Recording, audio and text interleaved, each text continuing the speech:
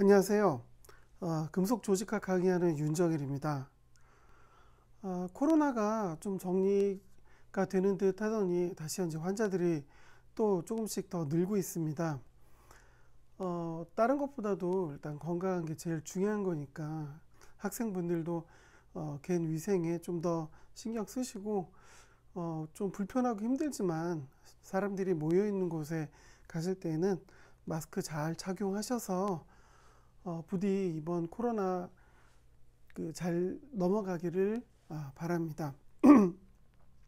오늘 강의 시작하기 전에 이렇게 몇 가지 공지사항이 있어서 먼저 알려드리고 수업 시작하도록 하겠습니다. 일단 근본학기 성적 처리하는 방법에 대해서 제일 처음에 강의 시작했던 첫 주에 했었던 내용들이 불가피하게 좀 변해야 될 것 같아서 내용을 좀 알려드립니다. 일단 첫 번째로 근본학기는 모든 과목이 일단 절대평가로 갑니다. 그러니까 절대평가라는 게 뭐냐면 가령 몇 점 이상은 A, 몇 점 이상은 B 이런 식으로 해서 평가라는 건데 1학년 분들이라 잘 모르실 수 있겠지만 원래 가령 A학점, B학점, C학점 이렇게 썼을 때 전체 인원들이 정해져 있었어요. 그러니까 A학점은 가령 5명, B학점은 10명 이런 식으로 학점을 줄 수 있는 인원들이 정해져 있었습니다. 그러니까는 당연히 시험을 잘 봐도 저 위에 있는 다른 학생들이 시험을 잘 보면 내가 A가 아니라 B 학점을 받을 수도 있고 이런 게 이제 기존의 성적 처리 방법이었는데 이번 학기에는 코로나 때문에 그러니까 각 강의에 있어서의 내용들이 기존보다는 조금 축소되고 제대로 내용이 전달이 안 되는 부분도 있기 때문에 학교에서 기존처럼 이렇게 이제 그 성적을 처리하지 않고 인원수에 상관없이 가령 전체 평점 100점 중에 제가 기준으로 70점은 모두 다 A를 주겠습니다. 이러면 모두 다 A가 되는 그런 조건으로 성적이 처리가 될 예정에 있습니다.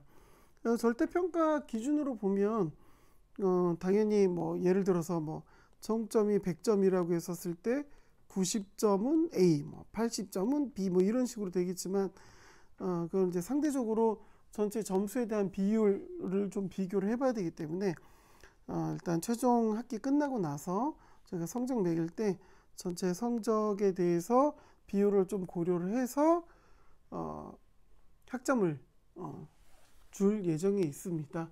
되도록이면은 학생들이 되도록이면 모두 다 좋은 성적을 받기를 바라니까 조금 기존에 비해서는 조금 성적 기준을 조금 밑으로 낮춰 잡아야 되겠죠. 그렇게 하면 학생들이 그래도 조금 점수를 받을 수 있을 테니까 어쨌든 간에 그거는 전체 비율은 성적이 다 나온 다음에 결정해서 공지를 하겠습니다. 절대평가를 하더라도 일단 당연히 세부 성적에 대한 기준이 필요하겠죠. 제가 임의대로 성적을 주는 것들이 아니니까. 저는 말씀드렸던 대로 과제, 출석, 기말시험 이렇게 해서 성적을 줄 예정에 있습니다. 과제는 전체 기준을 100점으로 했었을 때 총점 기준을 100점으로 했었을 때 과제는 20점을 배정할 예정인데 이거는 여러분들 쭉 매주 과제를 내는데 제가 과제 피드백을 하기보다는 그 과제를 내준 그 다음 수업 시간에 내줬던 강의에 대해서 이제 대부분의 답이라고 그럴까요? 그런 것들을 얘기를 하니까 강의를 들으셨던 분들은 잘 아실 텐데 어쨌든 잘하고 못하고를 떠나서 일단 제출하신 분들은 모두 다 현재 공에 3점씩을 다 드리고 있는데 제출을 한 것만으로도 사실 쉽지 않은 것으로 생각을 해서 제출 부분에 있어서만 점수를 줄 예정에 있습니다. 그래서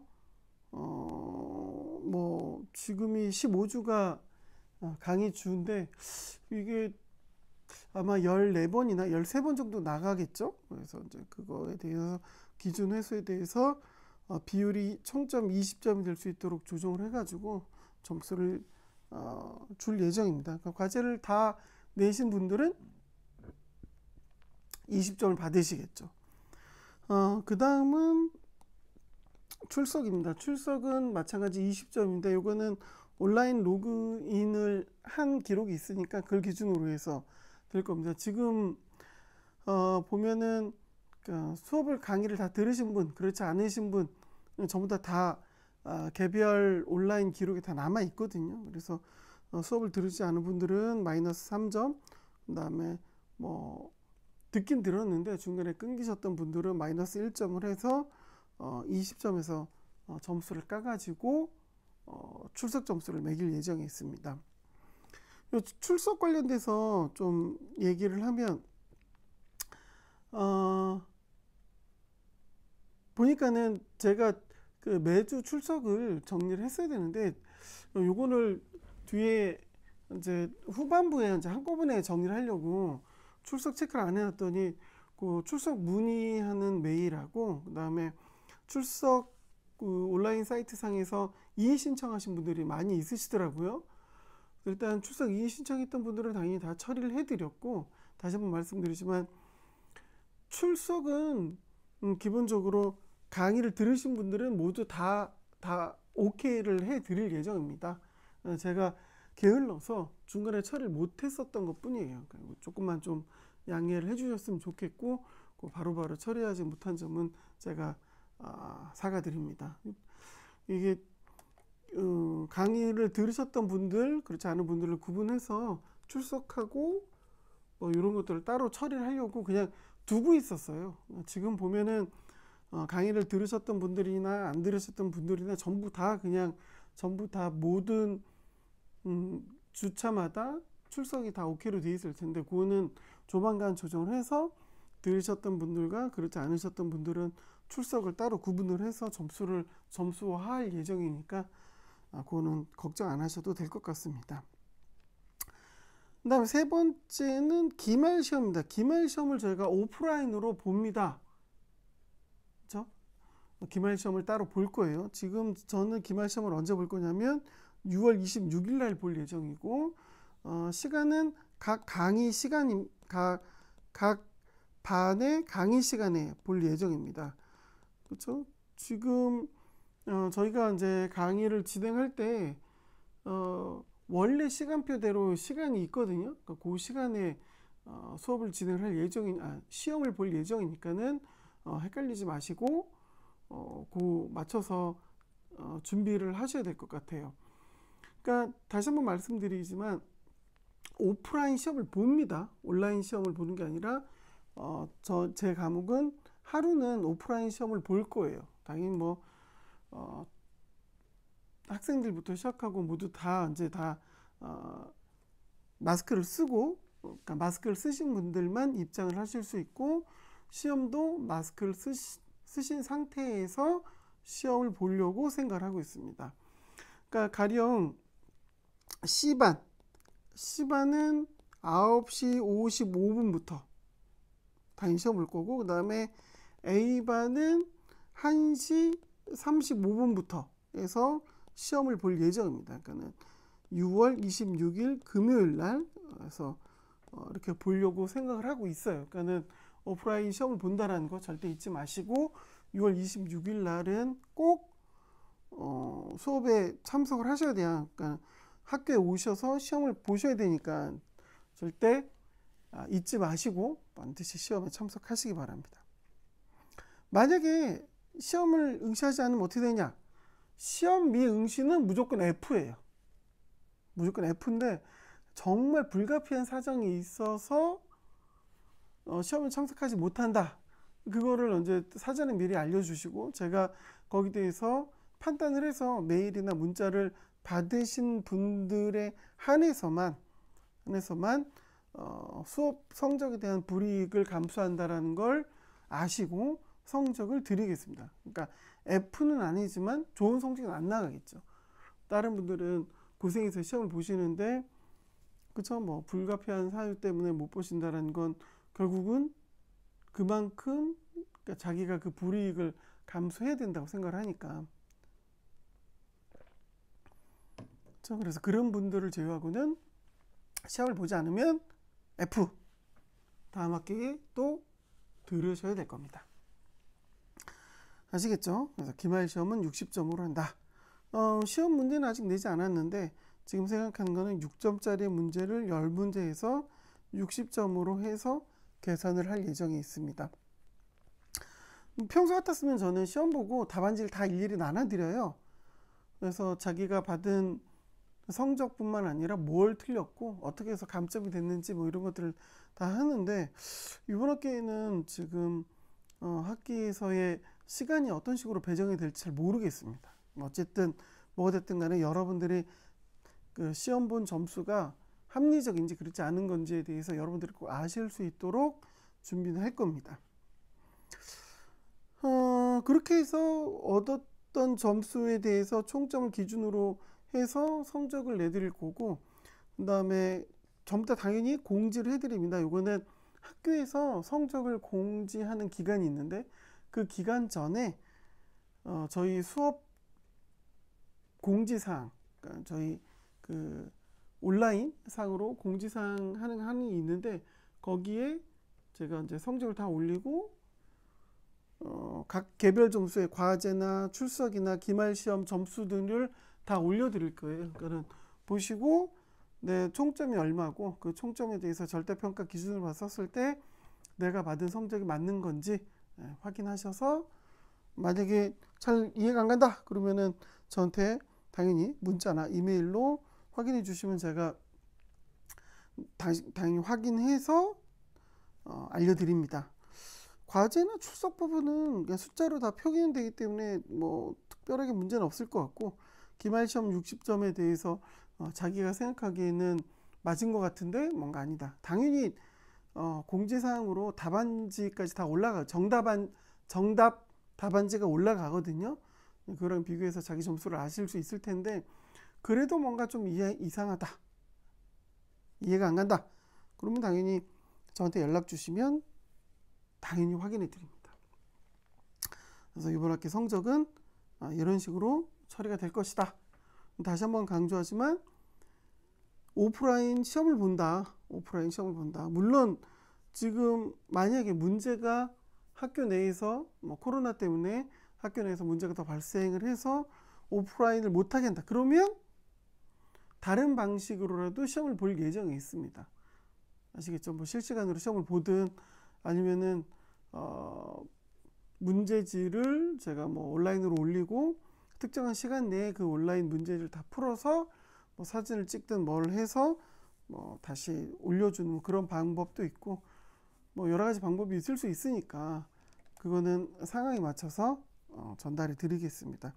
일단 지금은 6월 26일 날 오프라인으로, 즉 강의실에 다 같이 모여서 시험을 볼 거다. 시험 보는 건 각 반의 수업 시간에 시험을 볼 거다. 강의실은 제가 확인을 해서 다시 알려드리겠습니다. 어쨌든 날짜하고 시간은 절대 잊어버리지 마세요. 6월 26일 날 C반은 수업 시간이 9시 55분부터니까 9시 55분부터 시험을 볼 거고, A반은 수업 시간이 오후 1시 35분이니까 1시 35분부터 볼 예정입니다. 아시겠죠? 뭐 요거 관련돼서도 혹시 문의사항 있으신 분들은 문자나 메일 주시기 바랍니다. 됐고, 저희가 보강 수업을 한 주 하려고 생각을 하고 있습니다. 전체 그 강의 주수가 정해져 있기 때문에 빠진 주는 보강으로 그 주수를 맞춰줘야 됩니다. 뭐 오프라인, 온라인 둘 다 할 수 있는데 저는 온라인으로 할 예정입니다. 그러니까 오프라인으로 원래 강의를 해서 학생들이 질문하는 내용을 좀 받으려고 생각을 했었는데, 그쵸, 요즘 상황이 심상치가 않아요. 어쨌든 누군가 계속 말을 많이 해야 되는 상황이 됐었을 때의 문제점을 생각을 해서 일단은 보강 수업도 온라인으로 할 예정이 있습니다. 그러네요. 성적이나 수업 관련돼서 혹시 질문 있으신 분들은 다시 한번 말씀드리지만 문자든 메일이든 주시면 답변 드립니다. 제가 최근에 출장이 좀 잦았어서 메일로 그 출석 관련된 문의하셨던 분들 제가 답변을 다 일일이 못 드렸더라고요. 이번에 해서 다 처리할 생각으로 메일 답변을 안 드렸던 거였으니까 그런 거 아니고서는 뭐 강의 내용이나 혹은 뭐 다른 거 관련돼서 질문하셨던 분들에게는 다 답변을 드리고 있습니다. 그러니까는 혹시 궁금한 점 있으시면 언제든지 메일이나 문자나 주시기 바랍니다. 아시겠죠? 뭐 특별한 건 없을 것 같고. 네, 그러면 이제 수업 바로 시작하겠습니다. 지금 저희는 금속의 결함에 대해서 공부를 하고 있어요. 금속의 결함, 금속의 결정 결함, 정확히는 금속의 결정 결함이라고 말씀드렸어요. 금속의 결정 결함이라는 건 의미가 뭐라고 그랬죠? 원자가 배열되어 있는 규칙성이 깨졌다. 깨져 있는 그걸 보고 결함이라고 부른다라고 말씀드렸어요. 그 규칙성이 깨진 것. 그래서 그게 원자 한 개인 경우에는 점, 원자가 한 줄인 경우에는 선, 원자가 하나의 면으로 문제가 생긴 경우에는 면결함으로서 각각 점, 선, 면, 결함으로 표현되고 가장 대표적인 게 공공, 전이, 결정 입계에 있어서의 문제점 이런 거라고 설명을 드렸어요. 그래서 각각의 개념들이 무언지를 쭉 설명하고 있습니다. 물론 단지 결함으로 얘기하는 그런 부분이라면 설명도 쉽겠지만 문제는 그게 결함으로서, 즉 원자 배열에 있어서 규칙성이 깨진 것만으로 생각을 해서는 안 된다라고 말씀드렸어요. 그렇죠? 그래서 점결함인 조건에 있어서의 침입형 결함, 치환형 결함으로 인해서 우리가 생각할 수 있는 부분에 있어서 가장 중요한 게 합금이라고 설명드렸고, 그 합금이 만들어지는 과정도 설명드렸습니다. 다시 한번 부탁드리는데, 합금은 우리가 금속을 공부하고 연구하는 사람한테는 매우 중요한 거예요. 왜? 순금속을 쓸 일은 없으니까. 그러면 순금속을 쓰지 않았을 때, 즉 합금을 만들었을 때 그 합금이 만들어지는 과정을 이해하면 그 합금의 특징을 이해할 수 있습니다. 그렇죠? 그래서 제가 설명을 드렸었습니다. 키워드들을 다 생각하실 수 있을 거라고 생각을 해요. 금속 간 화합물, 그렇죠? 고용체, 그리고 불균일로 혼합되어 있는 조건에 있어서 합금, 이런 얘기를 드렸어요. 그렇죠? 화합물, 용액, 불균일 화합물에서 나왔었던 금속 간 화합물, 고용체, 그렇죠? 불균일 혼합물. 요 세 가지는 잊어버리시면 안 됩니다. 그렇죠? 고용체는 고체 용액, 화합물은 금속간 화합물은 화합물에서 나온 거. 물, 수소와 산소가 만나서 전혀 상관없는 H2O, 물이 만들어지는 거. 그렇죠? 그래 금속간 화합물이라고 그랬고, 우리가 많이 보는 FEC 상태도에서의 금속간 화합물은 뭐라 했죠? FE와 C, 탄소가 합금이 돼서 만들어지는 Fe3C라는 금속간 화합물, 요게 있다라고 얘기했고, 고체 용액, 얘는 혼합물이죠. 혼합물인데 아주 균일하게 혼합되어 있는 얘가 이름이 용액이 되는데, 이 용액에 있어서 합금인 금속에서는 고체 용액이라는 개념으로 고용체라고 부른다고 얘기했고, FC 상태도에서는 알파니, 감마니, 델타니 이런 상들이 고용체라고 말씀드렸습니다. 그렇죠? 완벽하게 섞이네. 우리 쉽게 표현하면 설탕물, 어디를 찍어 먹으나 같은 설탕물의 느낌을 얻을 수 있는 것. 그게 고용체라고 말씀드렸죠. 그렇죠? 그리고 걔네들이 합쳐져 있는, 그러니까 균일하게 섞이는 게 아니라 대충 섞여 있는 거. 불균일 혼합물에 대한 조건. 모래와 자갈이 섞여 있는 것 같은 애들. 그렇죠? 그런 애들은 뭐라고 그랬어요?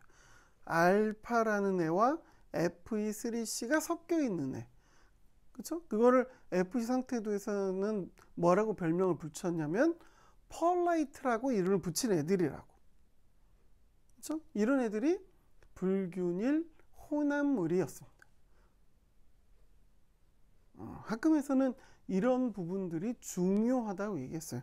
그 첫 출발점은 점결함, 그렇죠? 침입형 원자, 치환형 원자 이야기를 하면서 나왔던 거였다고요. 그렇죠? 자, 그 다음에 선결함. 우리는 선결함 지난 시간에 내용들을 배웠어요. 그렇죠? 선결함에 있어서 가장 대표적인 건 전위라고 얘기를 했는데, 전위가 뭐라고 그랬어요? 전위. 한문으로 위치가 바뀐다. 그렇죠? 위치가 변화된다. 뭔가가 움직이는 것이 전위였다고. 그렇죠? 그래서 전위를 설명했었을 때의 개념으로 보면, 그렇죠? 이렇게 원자들이 가상의 선, 실제 선이 아니라 가상의 선으로 이렇게 만약에 연결돼 있다고 할 때, 우리가 이 여기에 힘을 주게 되면 처음에 있었던 결합 라인은 원래 이거였는데, 그쵸? 이거였으니까 그게 라인에 있어서 계속된 힘으로 끊어져서 이렇게 나뉘어진다라고 하면, 계속해서 힘을 줬었을 때 원래 얘랑이었는데, 그쵸? 얘가 누구랑 붙어요? 얘가 얘랑 붙게 되는 거죠. 그래서 이렇게 연결된다. 그러면 계속해서 힘을 준 조건에 있어서 아까 이렇게 결합이 끊어졌던 애들은 이렇게 되는 거죠. 그리고 계속해서 힘을 주면 원래 연결돼 있었던 애들에 대해서 얘가 이렇게 되고, 끊어졌던 영역은 이렇게 가 있죠. 여기서 착각하지 말아야 될 건, 다시 한번 강조하지만, 이 끊어진 애가 이동한 게 아니야. 그쵸? 여기에서 이 모든 내용들에 있어서 중요한 건 뭐냐면, 이렇게 끊어진 애들이 이동하는 건 어떻게 돼요? 상대적인 운동이. 무슨 얘기냐면, 얘네들이 움직이는 게 아니라, 이렇게 끊어진 애가 이쪽으로 가는 게 아니라, 끊어진 결합에 있어서의 조건이 이렇게 움직이는 것 때문에 끊어진 게 이동한 것처럼 보일 뿐이라는 거죠. 그렇죠? 상대적인 운동일 뿐입니다. 전위는 가한 힘에 의해서 원자들의 결합이 끊어진 결합면이 움직이는데, 그 움직이는 건 직접 움직이는 게 아니라 결합 조건의 변화로 인한 상대적인 운동처럼 보이는 것, 움직이는 것처럼 보일 뿐이라는 거지. 그쵸? 그래서 어쨌든 전위라는 건 그런 개념인데, 그 개념에 있어서 중요한 용어 몇 가지를 보면, 그쵸? 전위는 이렇게 표현한다 그랬죠? 이렇게. 그리고 이렇게 표현한 게 이 위쪽이 뭐라고 그랬었죠? 이게 잉여 원자면을 표기하는 거죠. 잉여 원자면이 위에 있으면 이렇게 표기하고, 잉여 원자면이 아래에 있으면 이렇게 표기하는 거죠. 얘도 잉여 원자면이 방향을, 잉여 원자면이 어디 있는지를 표현해내는 방법이라고. 그렇죠? 이렇게 해서 디스로케이션, 전위를 표기한다라고 말씀드렸습니다. 그 다음에 이렇게 됐었을 때, 즉 원자 결합이 끊어지네. 우리가 여기에서는 원자를 이은 선처럼 보이지만 결국은 하나의 면이 되는 거죠. 이렇게 면. 이게 아까 설명했었던 잉여 원자면이 되는 겁니다. 잉여 원자면 또는 반평면 이렇게 불렀었죠. 자, 얘네들이 힘에 의해서 쭉 이동, 여기 원래는 잉여 반평면이 여기에 있었을 텐데, 힘을 줬을 때 결합에 끊어지고 다시 옆에 있는 애랑 연결됨으로써 얘가 이렇게 이동한 것처럼 보이게 된다라고 위에서 설명했는데, 이렇게 잉여 원자면이 이동해서 쭉 움직이는 면, 얘를 뭐라고 부르는 면, 즉 이면, 얘를 뭐라고 부르냐면 이걸 슬립면이라고 얘기했어요. 슬립면 이렇게 얘기했어요. 슬립면. 이 슬립면을 이 잉여 반평면이 쭉 움직인 것처럼 보이는 거죠.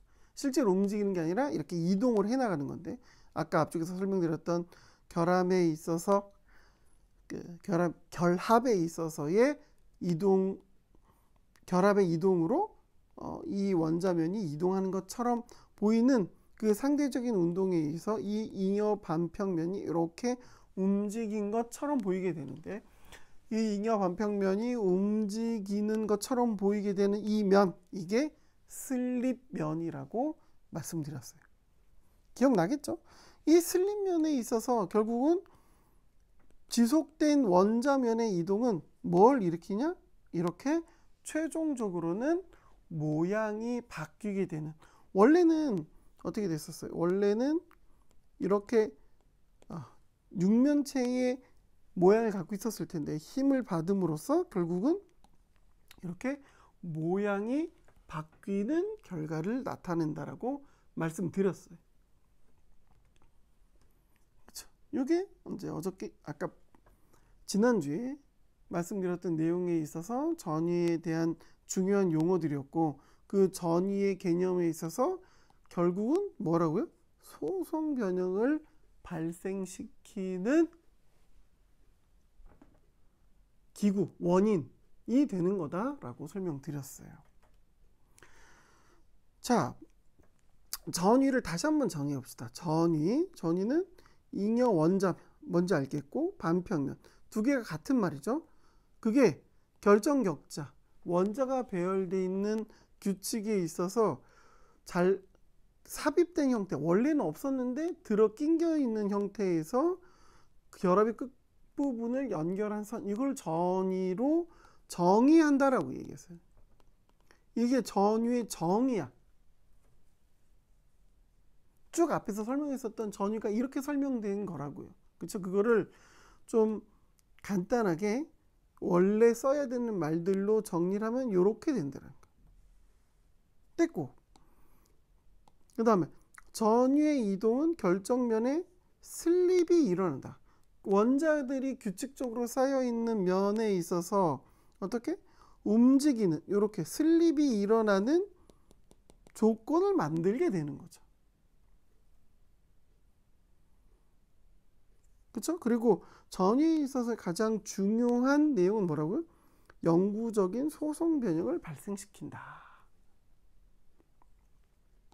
결국은 금속의 소성 변형은 뭐 때문에 일어나요? 전위 때문에 일어난다는 겁니다. 소성 변형이 뭐라고 말씀드렸어요? 소성 변형, 힘으로 인해서 만약에 모양이 바뀐다, 즉 변형이 발생했었을 때 힘을 만약에 제거하게 되면 그 변형이 그대로 존재하면 이게 소성 변형이에요. 요거에 대한 반대말은 뭐라고 그랬죠? 탄성 변형이라고. 탄성 변형.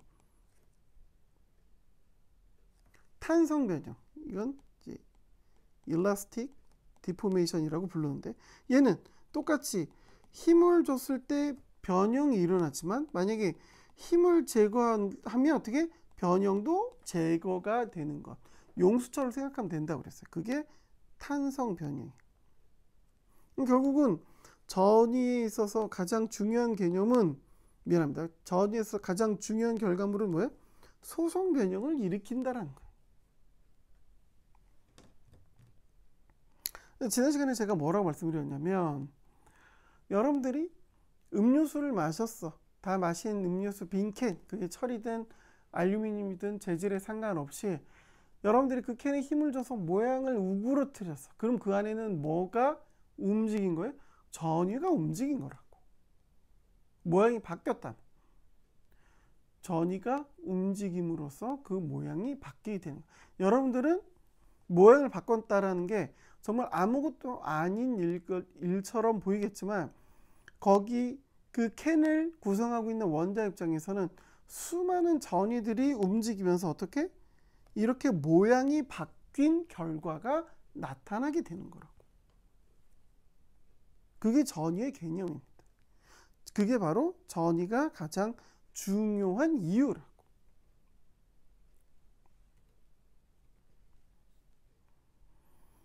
아시겠죠? 전위라는 게 어떤 의미고, 전위가 가지고 있는 의의가 뭐냐, 금속에 있어서 전위가 도대체 어떤 역할을 하는 거냐.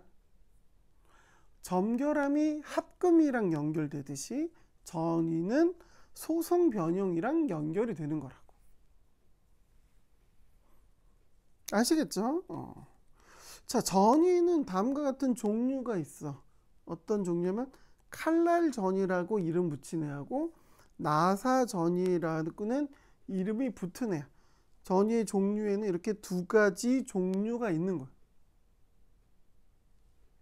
근데 그 종류의 기준이 뭐야? 종류의 기준은 전위선을 기준으로 놓고 봐요. 전위선. 전위선과 누구의 관계? 버거스 벡터의 관계. 버거스 벡터를 어렵게 생각하지 말라고 그랬어요. 버거스 벡터는 그냥 벡터인데 이 전위와 관련돼서 가하는 힘에 대한 크기와 방향을 설명한 사람의 이름이 버거스였어. 그래서 자기 이름을 붙인 그 내용대로 한 것뿐이에요. 그냥 버거스라는 사람이 이 전위와 관련된 어떤 벡터를 이야기했어. 그럼 벡터는 뭔데? 어떤 힘의 크기와 방향을 동시에 나타낸 것 뿐이에요. 어려운 게 아니야. 그냥 화살표를 생각하면 돼. 이 화살표, 이 방향으로 이 정도 길이야. 이 화살표, 이 방향으로 이 정도 길이야. 그렇죠? 그래서 길이가 길면 힘이 크다. 힘이 크다. 그리고 이 화살표가 그 힘의 방향을 나타낸다. 이게 바로 벡터라고. 그렇죠? 그러니까는 아까 말했듯이 우리가 전위를 이야기할 때 전위가 움직이기 위해서는 최초에 이 결합을 끌어낼 만큼의 힘이 필요한 거라고. 그렇죠? 그 힘의 크기 그리고 그 힘을 주는 방향. 내가 힘을 이렇게 줄 수도 있고 힘을 이렇게 줄 수도 있는데 내가 힘을 주는 방향이 이쪽 방향이고 힘을 준 크기가 이만큼이라면 이게 버거스 벡터라는 거예요. 용어가 어렵다라고 생각하지 말라는 겁니다.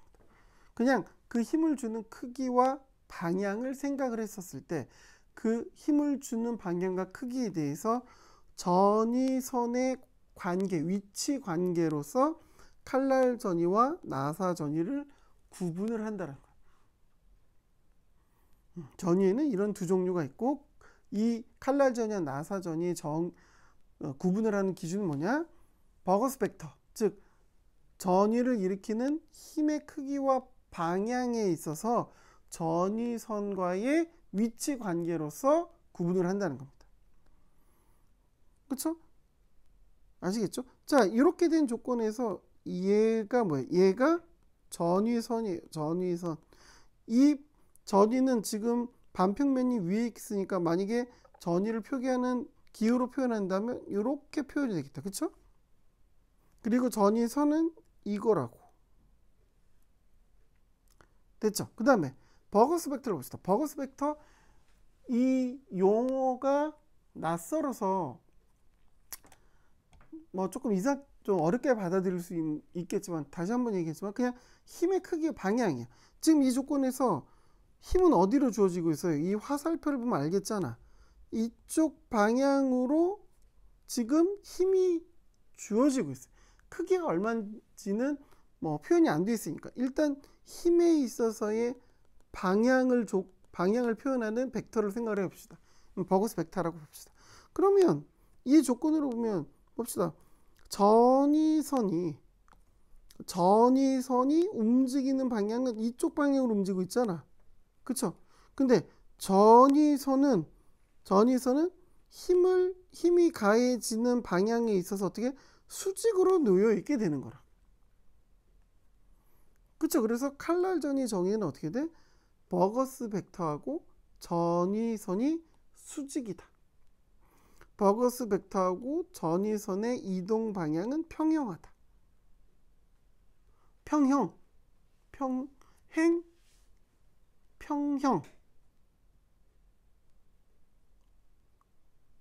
이게 잘못 썼다. 미안해요. 오타예요, 오타. 평행인데.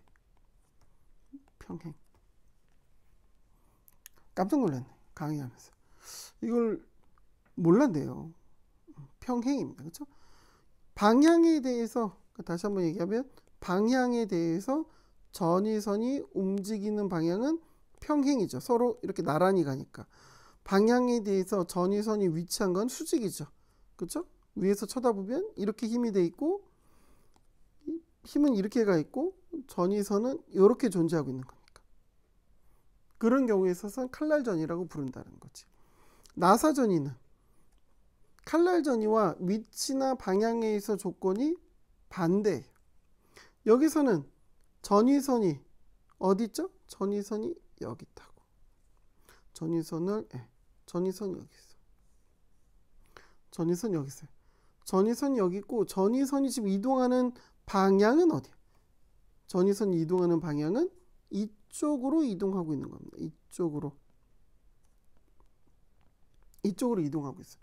자, 그러면 마찬가지 아까 우리 칼날전이에서 봤듯이 힘의 방향은 어딘데? 이쪽이잖아요. 그렇죠? 그러면 봅시다. 힘의 방향하고 전위선은 서로 평행을 이루고 있는 거지. 이렇게 나란히 있으면 이걸 보고 평행이라고 부르는 거잖아. 됐죠? 그 다음에 얘랑 즉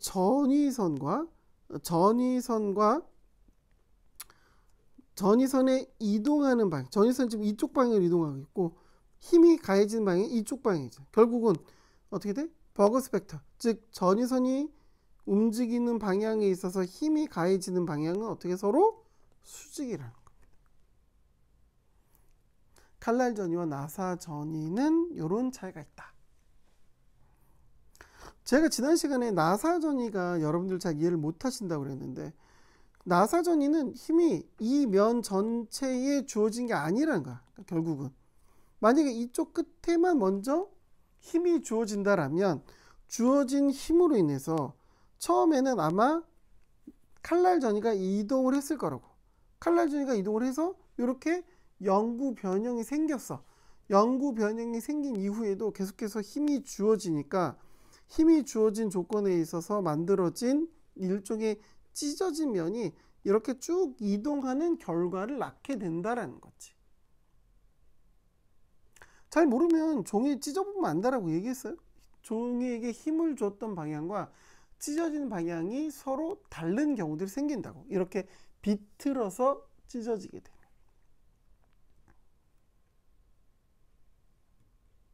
근데 칼날전이와 나사전이는 이렇게 전위선과 가해진 힘의 크기와 방향에 있어서 위치 관계로 보면 구분이 되어지지만 여기서 중요한 건 뭐냐면 칼날전이든 나사전이든 뭐예요? 결국은 동일한 결과물을 나타낸다는 거예요. 동일한 소성 변형 결과를 나타낸다. 가한 힘에 있어서 결국은 전위가 이동하는 과정은 칼날전이와 나사전이는 서로 다를 수 있지만 어떻게 보면 그걸로 얻게 되는 결과물은 같을 수 있다. 같을 수 있다? 같다. 구분하겠죠? 무슨 말인지 충분히 이해할 거라고 생각을 합니다. 선결함에 있어서 전위는 대략 요 정도 개념이에요. 다시 한번 얘기하지만 점결함이 합금이랑 관련되어 있다면 선결함은 소성 변형과 관련돼요. 금속에 있어서의 조건으로 보면 가장 중요한 개념을 담고 있다라고 말씀드렸습니다. 여러분들이 무심코 찌그러뜨리는 그 캔, 그 속에는 눈에 보이지 않지만 수백만 개의 전위가 움직이는 거예요. 주변 사람에게 뭐 그런 농담 정도 할 수 있겠죠. 그렇죠? 이 전위가 보이니 나는 이 캔을 찌그러뜨려서 전위를 움직이고 있단다. 금속을 전공한 사람들만 이해할 수 있는 그런 농담이 되겠네요. 자, 이제 선결함 됐고 이제 면결함 봅시다. 면결함. 자, 우리가 지금 뭐를 하고 있냐면 금속의 결함, 금속의 결정 결함을 보고 있어요. 그래서 점, 선, 면의 결함을 보고 있고 지금 하는 거는 이제 면결함을 얘기할 거야. 면결함. 면결함은 어떻게 되냐? 원자가 배열되어 있던 특정한 면 전체가 규칙적인 배열을 벗어나 있다. 그게 면결함이라고. 면결함에 있어서 대표적인 건 제가 뭐라고 얘기했었냐면 결정립계라고 설명드렸어요. 결정립계. 그러면 결정립계가 뭐야? 결정립계를 먼저 정의를 해봅시다. 일단 결정립계를 정의하기 전에 먼저 뭘 생각을 해야 되냐? 결정립을 먼저 해야 돼. 결정립. 얘를 이해하면 결정립계를 이해할 수 있어요. 결정립을 이해해봅시다. 결정립이란 건 뭐야? 원자별이 동일한 배열 영역, 그게 결정립이야. 이게 무슨 말이냐? 우리가 앞쪽에서 뭐 BCC, FCC 뭐 이런 걸 배웠어요. 얘네들은 그때 규칙적인 배열에 있어 조건으로 원자들이 이런 식으로 쭉 배열이 돼 있다라고 얘기를 했다고. 근데 이렇게 원자들이 이렇게 쭉 배열돼 있는 조건으로 봤었을 때 어떤 원자들은 그 배열 방향이 좀 다르다라는 거지. 이렇게. 그렇죠? 그러면 이렇게 배열 방향이 서로 다른 두 영역이 생기잖아. 아니 왜 얘는 이렇게 배열되어 있고 얘는 왜 이렇게 배열되어 있죠? 라고 얘기할 수 있겠죠. 그거는 2학기 때 상변태라는 과목을 배우게 되는데 그 상변태 과목 내에 응고, 즉 액체 금속이 고체로 되어있는 과정 중에 원자 배열의 과정을 배우게 되는데 그때 한 번 더 설명을 할 겁니다. 뭐 어쨌든 어떻게 되냐, 얘는 원자가 이 방향으로 이렇게 배열돼 있어. 그렇죠? 이렇게 배열돼 있는데 다른 애는 이 방향으로 배열돼 있다면, 즉 이 그림을 표현하면 이렇게 되겠죠. 그렇죠? 원자는 얘는 이렇게 배열돼 있어요. 그렇죠? 이렇게 배열돼 있어. 근데 그 옆에 있는 원자들은 이렇게 배열돼 있어. 배열의 방향이 서로 다르죠. 자, 일단 다시 결정립은 뭐야? 결정립은 원자의 배열이 동일한 영역이야. 그러면 어떻게? 얘가 하나의 결정립이고 얘가 하나의 결정립이라는 거야. 얘도 하나의 결정립이라는 거야. 결정립이라는 게 뭐라고요? 원자 배열이 동일한 애들이 모여 있는 것. 그게 결정립이라는 거야. 됐죠? 결정립계는 뭐야? 결정립계는 결정립의 경계면이라고. 결정립의 경계면이라는 건 그럼 뭘 의미하는 거죠? 이렇게 보면 아까도 말했듯이 얘는 이 방향으로 배열돼 있고 그래서 하나의 결정립이야. 얘는 이 방향으로 배열돼 있어. 얘도 하나의 결정립이야. 서로 방향이 다른 결정립과 결정립에 있어서의 경계면, 이게 뭐라고? 이게 결정립계, 이렇게 부른다는 거야. 결정립의 경계면, 이게 결정립계예요. 수업 시간은 결정립과 결정립계라고 부르기보단 대부분 교수님들이 그레인과 그레인 바운더리 이렇게 명칭을 하실 때가 많을 거예요. 같이 알아두세요. 결정립은 원자 배열이 동일한 거, 그게 그레인이고, 결정립계는 그 결정립과 결정립의 경계면, 그게 그레인 바운더리라고 영어로 불려지는 결정립계예요. 결정립계는 기본적으로 어떻게? 아까 설명했던 것처럼 하나의 결정립에서 다른 결정립으로, 이 결정립에서 이 결정립으로 가는 과정 중에 있어서의 뭐야? 경계면. 넘어가는 영역이겠죠. 그 다음에 당연히 원자 배열이 다른 면과 면에 있어서의 경계면이 되기 때문에 원자 배열이 당연히 불일치하겠죠. 일치하지 않는다. 일치하면 그게 같은 결정립이겠지. 근데 그렇지 않기 때문에 경계면에 있어서 결정립계라고 부르는 거라고.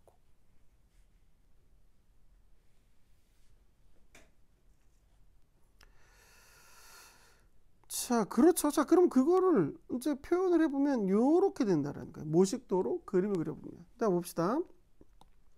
여기는 원자들은 요런 식으로 배열되어 있네. 그쵸? 요렇게 배열되어 있다고. 근데 여기 있는 원자들은 요렇게 배열되어 있다. 두 개에 있어서의 결합 방향을 보면, 얘는 배열 방향을 보면 이렇게 돼 있을 때 얘는 좀 더 기운 방향으로 배열이 되어 있는 거잖아요. 그래서 이렇게 가까이 보면 배열 방향이 서로 다르네. 그러면 원자들이 쭉 이렇게 배열되어 있고, 배열되어 있는 조건에 대해서 서로 다른 방향으로 배열되는 애들이 만나게 되면 중간에 완충지대가 필요하게 되는 거죠. 그게 바로 결정립계라는 거예요. 완충 영역. 그렇죠? 경계면, 다른 넘어가는 영역, 원자 배열이 불일치하게 되는 거고, 원자 배열이 불일치한 이 영역, 즉 결정립계 영역은 원자들이 많이 없어요. 원자 밀도가 낮은 원자 밀도라고 하는데, 원자의 개수가 적다라는 의미라고. 낮은 원자 밀도라는 건 원자의 개수가 적어. 여기 모식도에서도 보면 같은 영역에서 여기 하나, 둘, 셋, 네 개가 있다면 이 영역에서 보면 뭐 여기 하나만 있을 수도 있고, 뭐 이렇게 해봐야 뭐 세 개, 뭐 혹은 뭐 이렇게 뭐 두 개, 뭐 이런 식으로 규칙적으로 배열되어 있는 조건에 있어서의 보다는 당연히 원자 개수가 띄엄띄엄 있겠죠. 결정 입계는 그런 구조로 되어 있어요. 그럼 예를 들어서 이런 구조라면 가령 이 정도 크기의 원자가 움직이려고 그래. 여기서 이렇게 움직인다고 칩시다. 그러면 지금 모든 지점들의 원자들이 다 원자가 배열된 위치 조건에서 다 차 있잖아. 그러면 원자들이 이 파란색 원자가 이동하려면 쉽지 않을 것 같아. 왜? 방해물들이 너무 많으니까. 근데 똑같은 크기의 원자가 여기를 통과한다고 봅시다. 그럼 여기는 상대적으로 원자의 빈 공간들이 많으니까, 원자 배열에 있어서 빈 공간들이 많으니까 그래도 위에 있는 구조보다는 좀 더 쉽게 원자들이 이동할 수 있다고. 원자 이동이 용이 쉽다고. 원자 이동이 쉽다는 얘기는 뭐냐면, 바꿔서 얘기했을 때 화학적인 반응이 쉽게 일어날 수 있어요. 원자들이 이동, 화학적 반응이란 건 어떤 원자와 어떤 원자가 만나서 새로운 결과물이 나오는 거, 특성이 변하는 게 화학적 반응이잖아요. 물리적인 반응은 단지 모양만 바뀌는 거야. 근데 화학적 반응이란 건 뭐예요? 어떤 A와 어떤 A라는 애와 B라는 애가 만나서 전혀 생뚱맞은 C가 나타나. 이런 게 바로 화학적 반응인데, 화학적 반응을 하는 데 있어서 A가 필요하잖아.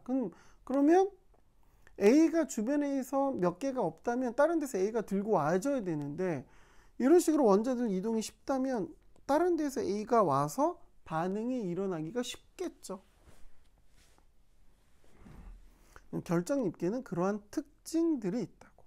결정입계가 가지고 있는 특징, 결정입계가 무엇인지에 대한 내용은 잘 알고 있어야 돼. 왜? 우리가 금속을 전공하는 데 있어서 결정입계는 생각보다 꽤 중요한 내용들을 담고 있단 말이죠. 적어도 요 내용만이라도 반드시 이해하고 있으면 다른 과목에 있어서 결정입계에 대한 내용들이 나왔을 때 충분히 이해하실 수 있을 겁니다. 자, 그럼 여기서 질문. 결정입계가 뭔지는 알았어. 그럼 이게 왜 면결함이지? 여기에서 봤었을 때 이게 왜 면결함이야? 이게 보면 선으로 나타나잖아. 그쵸? 근데 이게 왜 면결함이야? 그쵸? 이런 질문을 하시면 이제 큰일 나는 거야. 왜? 먼저 번에 얘가 왜 면결함인지 설명을 할 때 뭐라고 그랬어요? 지금 우리가 보는 얘네들은 3차원을 2차원 평면으로 보려고 그림 그리다 보니까 이렇게 평면 그림이 된 거야. 원래 얘네들은 뭐예요? 이렇게 구로 생각해야 된다. 공이라고, 공. 이 공 안에 원자들이 이런 식으로 배열이 돼 있는 거야. 그 다음에 옆에 있는 건 또 다른 공이에요.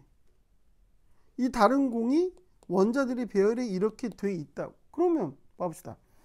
공과 빨간색 공과 파란색 공이 만났을 때 그 공에 힘을 줘서 만약 이렇게 되면 두 개의 공과 공이 만났을 때 물론 완벽한 구가 만나면 점에서 만나겠죠. 근데 그런 거 말고 가령 이렇게 찌그러진 호빵, 그다음에 상대편도 찌그러진 호빵, 그 두 호빵이 만나게 되면 면이 생기는 거잖아요. 빨간색 호빵이 있고 파란색 호빵이 있어. 그러면 빨간색 호빵과 파란색 호빵이 만나게 되면 그 경계면, 그게 결정 입계가 될 거고, 결정 입계는 결국은 삼천 관점에서 보면 하나의 면이 되는 거잖아요. 그렇죠? 그래서 얘네들이 면결함 이렇게 되는 겁니다. 결정 입계. 자, 여기 사진을 봅시다. 이건 니켈하고 크롬으로 만든 합금이에요. 제가 직접 찍은 사진인데, 이 보면 이렇게 선처럼 보이는 애들 있죠. 요거 이렇게 되네. 이게 바로 뭐예요? 이게 결정입계예요. 이게 결정입계라고. 원래는 어떻게 생겼을까? 얘는 원래 이렇게 구야. 공일 거라고. 공과 여기 있는 공이 맞는 거예요. 여러분들 비눗방울 놀이할 때 비눗방울 하나가 날아가기 전에 어떤 비눗방울 통 안에 비누 버블과 비누 기포와 비누 기포가 서로 만나는 영역, 그게 결정 입계라고 생각을 하시면 된다고. 그걸 우리가 끊어서 2차원 평면으로 낮춰보니까 그게 선처럼 보이는 거예요. 위에 있는 것처럼 이렇게 선처럼 보이는 거예요. 여기 있는 것처럼 선처럼 보이지만 원래는 면인 거죠. 실제 존재하는 조건으로 보면 면이 되는 겁니다. 자, 이 조건에서 봤을 때 면결함인 이 결정 입계로 우리가 무엇을 할 수 있느냐? 아까 점결함은 합금을, 선결함인 전위는 소승 변형을, 면결함인 결정 입계는 우리한테 뭐를 하게 되면 결정 입계 관찰을 할 수 있는 조건을 마련을 해줘요. 이런 사진을 찍을 수 있게 해줘. 우리가 금속을 관찰하는 데 있어서 가장 중요한 정보를 주는, 광학현미경을 관찰할 때 중요한 정보를 주게 되는 원인이 바로 결정 입계에 의해서 나타나. 무슨 얘기냐? 우리가 금속을 관찰할 때 뭘 쓰냐면 광학현미경이라는 걸 써요. 광학현미경. 이번 학기에 실습을 제대로 못 하셔서 이거를 관찰하셨는지 안 했는지 제가 잘 모르겠는데, 원래 1학기 때 광학현미경으로 금속 조직이라는 걸 관찰을 합니다. 금속이 어떻게 생겼는지, 그 내부에는 어떤 것들이 있는지 보는 걸 하는데, 그 보게 하는 도구 중에 하나가 현미경이 있어요. 여러분들이 그 전에 봤었던 어떤 생물 시간에 봤던 현미경과 달리 금속만을 관찰하기 위한 현미경이 따로 존재해요. 그 광학현미경으로 우리가 이런 사진들을 찍고 볼 수가 있는데, 이런 것들을 볼 수 있게 되는 원인이 뭐냐면, 자, 아까도 말했듯이, 자, 우리가 금속 표면에, 이 금속이에요. 이 금속 표면에 그냥 일반적으로 이렇게 빛을 쐬면 모든 금속들은 이렇게 다시 반사돼서 우리 눈으로 들어온다. 그래서 우리가 금속을 보면 대체적으로 다 하얀색, 그러니까 거울 보는 것처럼 이렇게 반사된 것으로 보인다고. 근데 얘네들을 어떻게? 부식이라는 걸 시켜요. 부식이라는 거예요. 금속을 염산, 질산, 황산 이런 것처럼 산 용액에 넣게 되면 금속은 다 녹거든요. 자, 금속을 다 이렇게 녹인 것, 이걸 보고 뭐라고 부르냐면 부식이라고 불러. 금속을 산 용액에 의해서 부식시키게 되면 당연히 금속이 다 녹아. 표면들이 다 녹아요. 녹을 때 문제가 뭐냐면 원래 있었던 애들이 이만큼 녹아, 이만큼 녹는다고 했었을 때 어떻게 이런 원래의 이런 금속 면들은 다 똑같은 속도로 녹지만 어떻게 결정 립계는 아까 어떤 특징이 있다라고 얘기했어요. 원자의 밀도가 낮아, 즉 원자의 개수가 다른 영역보다 적어요. 원자가 쉽게 이동해, 쉽게 화학적 반응이 일어나. 그래서 어떻게 여기가 먼저 더 부식이 돼. 먼저 더 금속 산에 녹아요. 원래는 이렇게 평평했던 애들인데 좀 녹이면 얘네들이 먼저 녹아서 이렇게 물리적으로 이렇게 움푹 패인 영역이 생긴단 말이에요. 그래서 이런 움푹 패인 영역은 우리가 광학 현미경으로 보면 어떻게 이 영역에서는 빛이 반사가 다른 쪽으로 가기 때문에 이 영역은 어떻게 검은색으로 보이게 돼요. 검은색으로. 옆에 있는 그림하고 그러니까 이 그림하고 이 그림하고의 차이를 아시겠어요? 원래는 이 표면인데 부식을 시켜서 이만큼 없앴어. 부식이라는 게 뭐야? 염산, 질산, 황산 같은 데에 금속을 집어넣어서 녹이는 거야. 녹일 때 결정 입계가 있는 이 영역은 어떻게? 원자가 배열되어 있는 조건상 원자 밀도가 낮고 원자 이동이 용이하고 그 화학 반응이 더 잘 되니까 더 많이 녹는다고. 이 영역이 더 다른 데부터 없어져. 이만큼 없어져야 되는데 여기는 결정 있게 있는 부분은 더 먼저 이만큼 더 없어진다고. 그래서 이 영역이 더 검은색으로 보이게 돼. 광학현미경상. 그래서 이렇게 선처럼 보이게 된다는 거예요. 결정 입계는 이러한 이유로 인해서 우리가 관찰할 수 있게 되는 겁니다.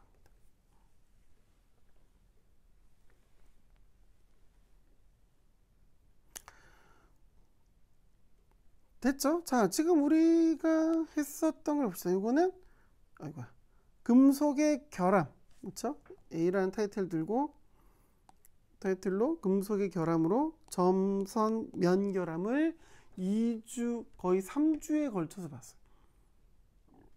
이 부분을 이렇게 시간을 많이 할애된 이유는 뭐냐면 지금 얘기했었던 점선면이 금속이라는 재료에 있어서 중요한 특징들을 설명할 수 있는 이유라고. 합금을 만들게 되는 원인, 점결함 때문에 가능한 거고, 우리가 금속을 소송 변형, 즉 모양을 바뀌게 할 수 있는 이유, 선결함으로써 설명이 되는 거예요. 그 다음에 우리가 광학 현미경에 있어서 부식을 통해서 결정 입계를 관찰할 수 있는 건 뭐예요?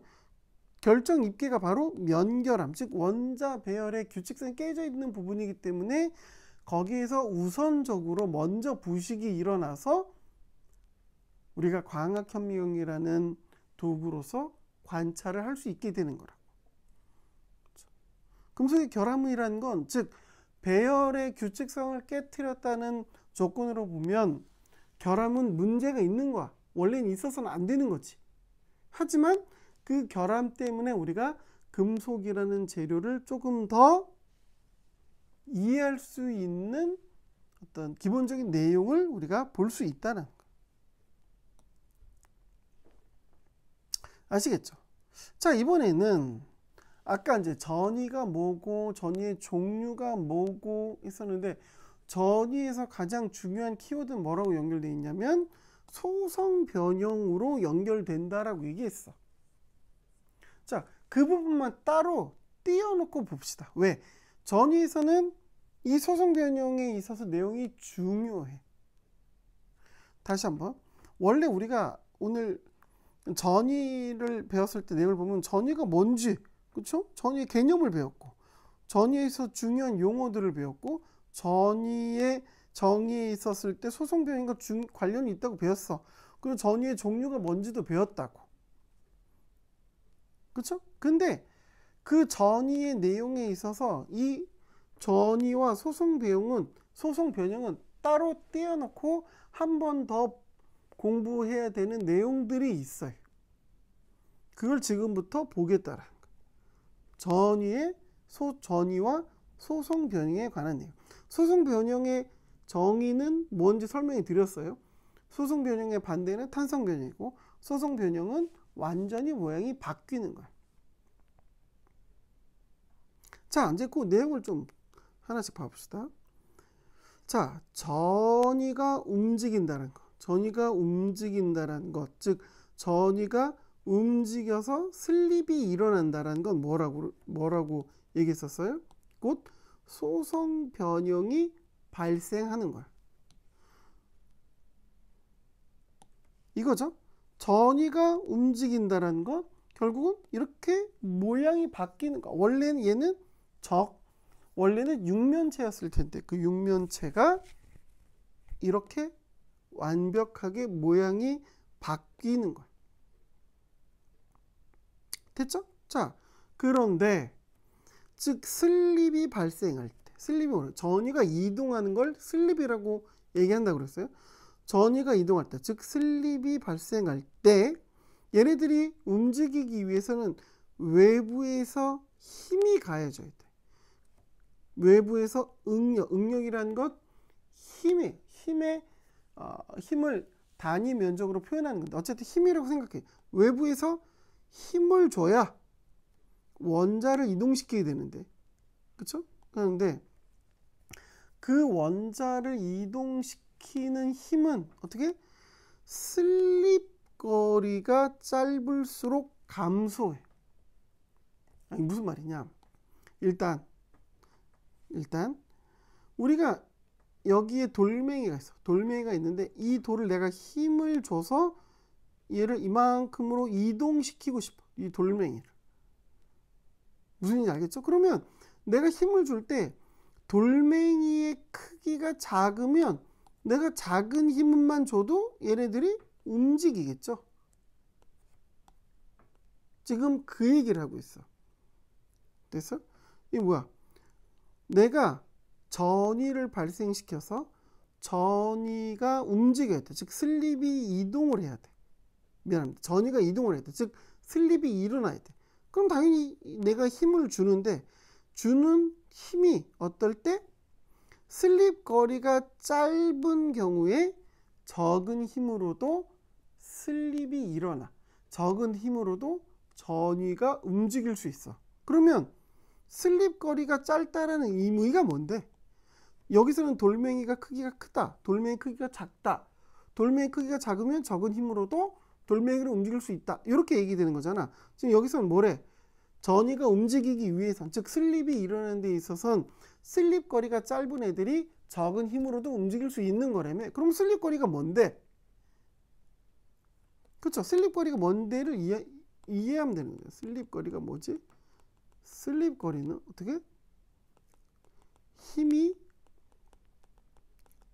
전달되는 방향에서, 그렇죠? 힘이 전달되는 방향이어야 돼. 그 방향에서 어떻게? 원자 중심에서 다음 원자 중심까지 거리, 이게 슬립 거리야.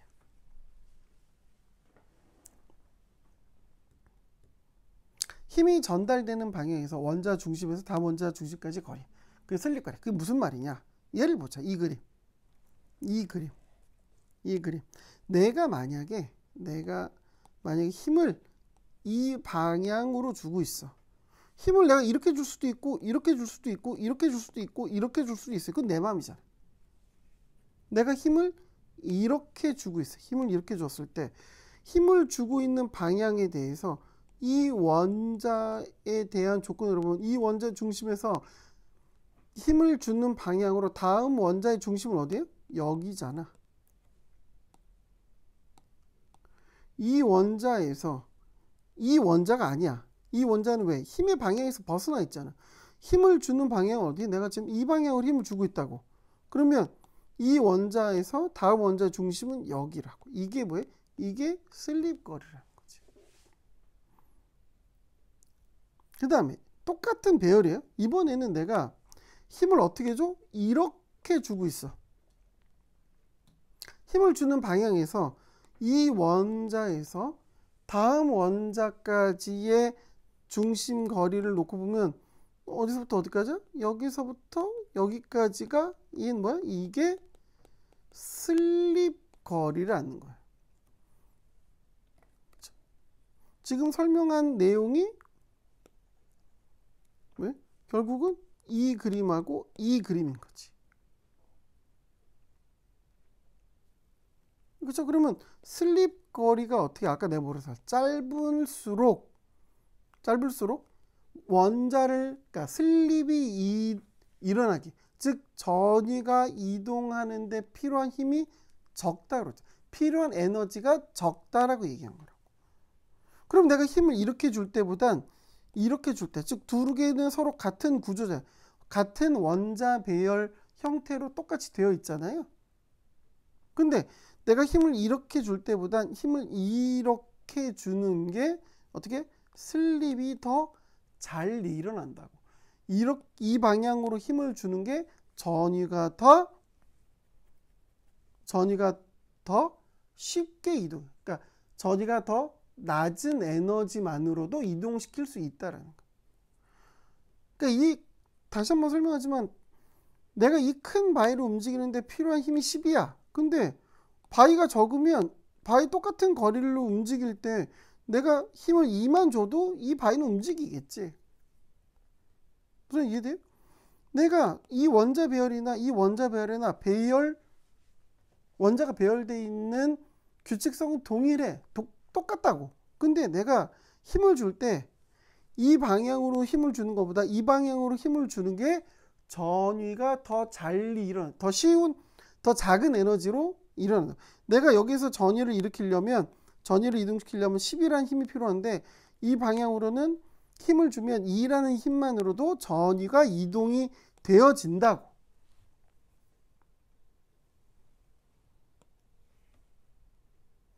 그렇구나.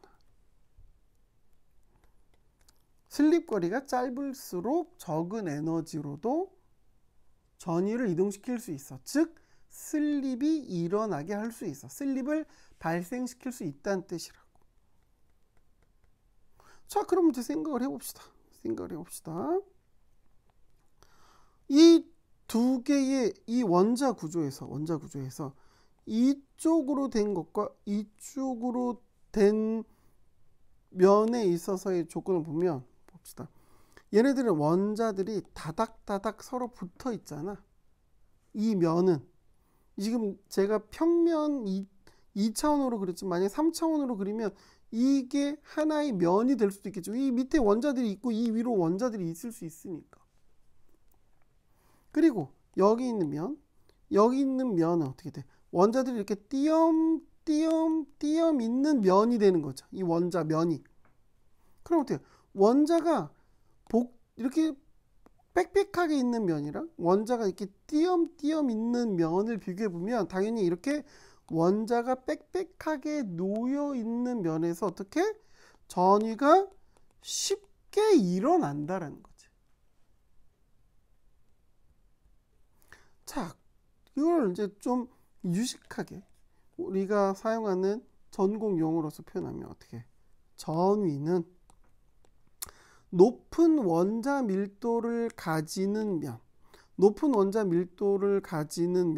즉 어떻게 원자 배열에 있어서 어떻게 그 면이 조밀면이라면 높은 원자 밀도를 가진 면에서 어떻게 높은 원자 밀도를 가지는 즉 원자 배열에 있어서 결정 방향이 매우 조밀한 방향으로 어떻게 우선적으로 발생할 수 있는 거예요. 이 말이 아까 제가 설명드렸던 그 말인 거라고. 어떻게 원자면에 대한 조건으로 썼을 때 이 면은 이 원자면에 비해서 어떻게 원자들이 빽빽하게 놓여져 있잖아요. 이 면은 원자들이 듬성듬성 놓여져 있는 면이라고. 그러면 빽빽하게 놓여 있는 면에 대해서 내가 이 면에 대해 힘을 주는 방향은 이렇게 원자들이 빽빽하게 있는 방향으로 내가 힘을 줘야 되는 거라. 그때 전이가 더 쉽게 간다는 거. 어떤 것보다 이 면에 대해서 내가 힘을 이렇게 주는 건 의미가 없지. 이렇게 빽빽하게 놓여 있는 면에 대해서는 빽빽하게 놓여 있는 방향으로 힘을 줘야 되는 거지. 그에 반해서 이쪽은 파란색으로 나타내는 얘랑 비교했을 때 당연히 조밀하지가 않지. 원자들이 배열되어 있는 영역을. 이걸 면으로 표기하면 어떻게 돼? 원자들이 이렇게 따닥따닥 붙어 있는 면이 되는 거잖아요. 근데 얘는 그림을 그리면 어떻게 돼? 원자가 이렇게 놓여 있는 면이 되겠죠. 위아래 배열이 이렇게 돼 있다면 뭐 좀 다르겠지만 어쨌든 이 면으로 보면 이렇게 다음 원자까지의 배열에 있어서 조건으로 보면 띄엄띄엄 원자들이 놓여 있는 면이 될 거라고. 그래서 어떻게 같은 힘을 줘도 전이는 높은 원자 밀도를 가지는 면, 원자 배열에 있어서의 조밀면, 결정면에 있어서 조밀면이 높은 원자 밀도를 가지는 원자 배열 방향, 즉 원자의 배열이나 결정 방향이 조밀한 방향으로 우선적으로 움직인다. 즉 전이가 발생할 때 슬립 시스템이 존재한다는 거. 슬립 시스템이 뭔데? 그게 여기에서 설명이 된다는 거. 자, 여기에서 우리가 배워야 될 건 뭐냐면 전위는 원자에 있어서 힘을 받아서 움직이는 거. 그렇죠? 아까 말했듯이 반평면이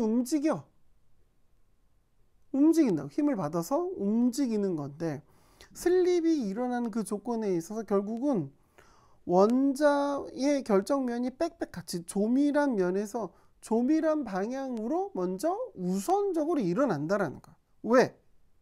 힘이 전달되는 조건에 있어서 아주 당연한 결과야. 그래서 슬립 시스템이라는 게 존재한다는 거야. 그럼 그 슬립 시스템은 뭔데? 슬립 시스템 정의하면 요렇게 돼. 이제 요거 내용을 봅시다. 결국은 어떻게 돼? 높은 원자 밀도를 가지고 있는 원자 배열의 조밀면에서 높은 원자를 가지고 있는 조밀 방향으로 우선적으로 발생한다. 슬립 시스템이라는 건 뭐야? 이 조밀면과 조밀 방향의 조합이 필요하다는 거지. 아까 말했듯이 이게 하나의 면이잖아요. 근데 힘을 전달할 때 방향이 어느 쪽으로 전달해야 돼? 이 방향으로 힘이 전달이 돼야 돼. 힘은 이 방향으로 전달이 돼야 힘이 잘 전달이 되겠지. 이 면에 대해서 힘을 전달하는 방향, 이쪽 방향으로 힘이 전달되어진다. 이러면 의미가 없는 거라고. 전이가 쉽게 일어나지 않아. 왜? 여기서부터 여기까지가 슬립거리인데 여기서부터 여기까지 슬립거리는 이쪽이잖아. 이게 훨씬 더 조밀하잖아요. 그럼 전이가 일어날 때는 힘을 이렇게 받아야 이렇게 드르륵 하고 전이들이 쉽게 이동할 수 있다라는 거지. 즉 조밀면에 대해선 어떤 방향으로 내가 힘을 줄 건지에 대한 조합, 즉 전이가 잘 일어나게 하는 면과 방향에 대한 조합이 존재한다라는 거야. 그게 바로 뭐야? 그걸 슬립 시스템이라고 부른다는 겁니다. 슬립 시스템이란 그런 거. 원자들이 배열되어 있는 조건에서 슬립, 즉 전이가 잘 이동하게 하는 면이 존재하고 그 면에 대해서 원자들이 더 잘 이동하게 하는 특정한 방향의 조합이 존재하는구나. 그게 슬립 시스템이라는 거예요. 자, 이걸 우리가 그 전에 배웠었던 내용으로 한번 확인을 해봅시다. 확인. 자, 얘 브라베이 7종류 14가지 중에서 어떠한 원자 배열이죠? FCC라고 불렸던 거야. 그치? 얘는 Face Centered Cubic. 그쵸? 면심 입방체. 면심 입방 구조라고. 면심 입방 이렇게 되죠? Face Centered 입방이니까 cubic. 아이고 C Centered. 그쵸? 면심 입방체라고. 자, 면심 입방체의 구조를 보면 원자가 이렇게 돼 있고 그 육면체의 꼭지점으로 보면 이렇게 생겼어요. 그쵸? 이렇게 생겼는데 내가 여기서 전위가 일어날 때 적은 에너지로도 전위가 쉽게 이동할 수 있는 슬립 시스템을 생각을 해보자는 거야. 슬립 시스템에 있어서 가장 중요한 건 뭐야? 원자가 조밀하게 존재하고 있는 면이어야 돼. 그리고 그 조밀한 원자 면에서 힘이 주어지는 방향대로 나타나야 돼. 자, 그러면 얘를 한번 해봅시다. 이 FCC 구조, 여기서 원자가 가장 빽빽하게 존재하고 있는 면은 어디죠? 머릿속으로 생각을 해봐요. 원자가 가장 빽빽하게 존재하는 면. 얘네들에 대한 구조를 한번 생각을 해봅시다. 원자들의 구조. 자, FCC 구조를 보면 이렇게 생겼어요. 그쵸? 요 모양대로 베개했었을 때 얘를 만들면 이렇게 돼 있는 거예요. 그렇죠? 그럼 봐봅시다. 얘네 이렇게 돼 있는 애들 보면 원자들이 띄엄띄엄 떨어져 있어. 원자들이 붙어 있는 쪽은 어떻게? 요렇게 붙어 있네. 그리고 요렇게 원자들 3개가 붙어 있네. 그러면 이게 조밀 방향인가요? 맞아. 조밀 방향은 맞는데 문제는 뭐야? 얘네들로 이루어진 면은 어떻게? 이 원자 5개로 이루어진 면이 이 방향에 존재하는 면이잖아요. 그렇다면 조밀면인가? 아니라는 거지. 이 원자들은 이렇게는 붙어 있지만 면 전체의 밀도로 보면 더 원자들이 빽빽하게 들어서 있는 면이 존재해요. 그 면이 어디야? 그게 어디야? 여기 있는 원자를 띄어내면 어떻게 돼? 하나, 둘, 셋, 넷, 다 6개로 이루어진 새로운 면이 나타나. 자, 띄워봅시다. 똑같은 구조예요. 똑같은 구조인데 똑같은 구조에서 이 꼭지점의 원자를 띄워봅시다. 가령 예를 들어서 저는 얘를 띄워볼게요. 띄면 어떤 게 나타나? 어떤 게 나타나요? 이 꼭지점을 띄어서 보면 하나, 둘, 셋, 넷, 다 6개의 원자가 어떻게 모든 점들이 빽빽하게 서로 붙어있는 원자들의 가장 조밀한 면이 나타나.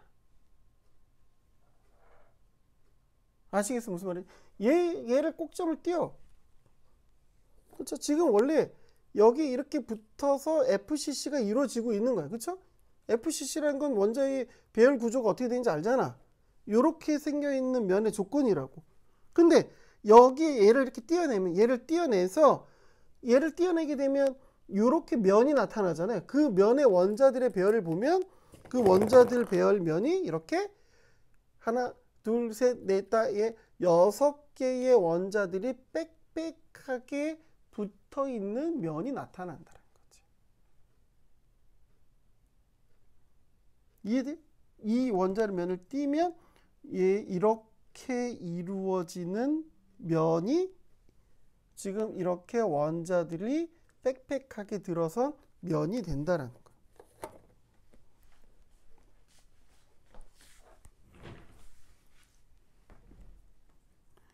자, 방금 얘기했던 것처럼 얘를 띈다고 봅시다. 얘를 띄고 나타난 면을 그림을 그려보면 그림이 어떻게 면 그림이 이렇게 마음이 비뚤어져서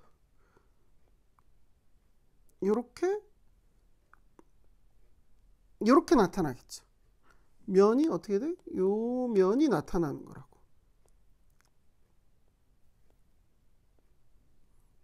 이 꼭지점을 띄면 그게 아까 제가 보여드렸던 면이 돼.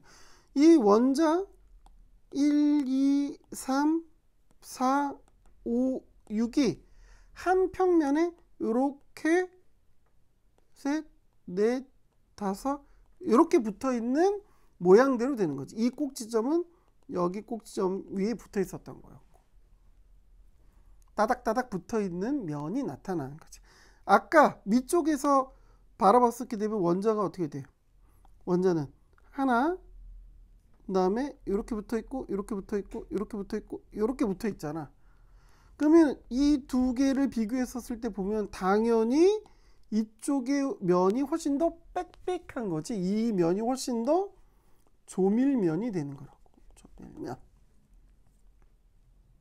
자, 이 면을 우리가 배웠었던 밀러 지수로 표현해 봅시다. 이 면은 밀러 지수로 표시하면 어떻게 되죠? 여기를 기준점으로 놓고 보면, 여기를 기준점으로 놓고 보세요. 아니면은 뭐 어느 여기를 기준점으로 놓고 보든 뭐를 놓고 보든 상관이 없어. 이 면은 뭘로 표기가 되죠?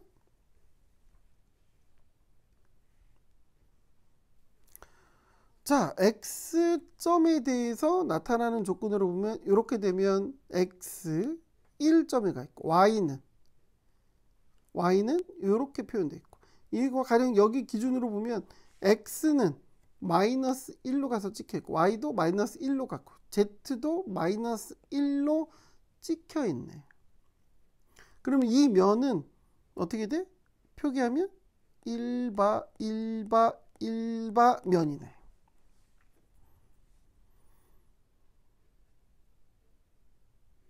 그쵸? 요거 설마 모르시진 않겠죠? 얘를 기준으로 놓고 봐. 일단 x, y, z로 가서 끊는 점을 봐야 되잖아요. x점, 여기가 우리가 이걸 x로 보고 얘를 y로 보고 얘를 z로 본다면 x로 보면 여기잖아. 그럼 마이너스 1로 갔고, y로 보면 이거잖아. 마이너스 1로 갔어요. z로 보면 밑으로 갔잖아. 마이너스 1로 갔어. 근데 걔네들의 역수야. 마이너스 1의 역수는 당연히 마이너스 1이잖아요. 그리고 걔네들을 정수 표시할 수 있도록 하면 되는데 그냥 1이었으니까 그냥 밀러 지수로 표기하면 1바 1바 1이겠지. 1바 1바 1바 이렇게 표현이 될 거라고. 이게 조밀면의 조건이에요. 자, 그러면 방향을 봅시다. 이렇게 원자들이 다닥다닥 붙어 있는 조건에 있어서 어디로 힘이 전달돼야 돼? 어느 방향으로? 당연히 어떻게? 이 방향으로 힘이 전달되면 되지. 이 방향으로 힘이 전달되면 되고 이 방향으로 힘이 전달되면 되지. 반대 방향은 안 되나요? 상관없죠. 이 방향으로 해도 상관없고, 아까 이렇게 표기해서 이 방향으로 힘이 전달돼도 상관없지. 힘의 전달 방향은 전달하는 사람의 마음이니까 그걸 여기서 표기하면 방향이 어떻게 돼? 이 방향이 되는 거죠. 혹은 이 방향이 되겠지. 뭐가 됐든 간에 어쨌든 이 방향 이렇게 놓고 가고, 그 다음에 이 방향이 되는 거겠죠. 반대도 마찬가지. 혹은 이 방향대로 되겠지. 즉 이 원자면에 대해서 전위가 이동하는 조건으로 보면 힘을 이렇게 주거나 힘을 이렇게 주거나 힘을 이렇게 줘야 슬립이 잘 일어나는 거지. 배열 조건에 있어서 가장 조밀한 방향으로 힘이 전달이 될 테니까. 아시겠죠? 당연히 원자와 원자가 떨어져 있는 면에 대해 당구를 생각했었을 때 공이 붙어 있을 경우에 더 힘이 잘 전달이 된다고. 내가 미는 힘이 떨어져 있게 되면 내가 전달한 힘에 대해서 소모가 되고 소모된 에너지를 뺀 나머지만큼만 서 있는 공을 치게 되는 거니까.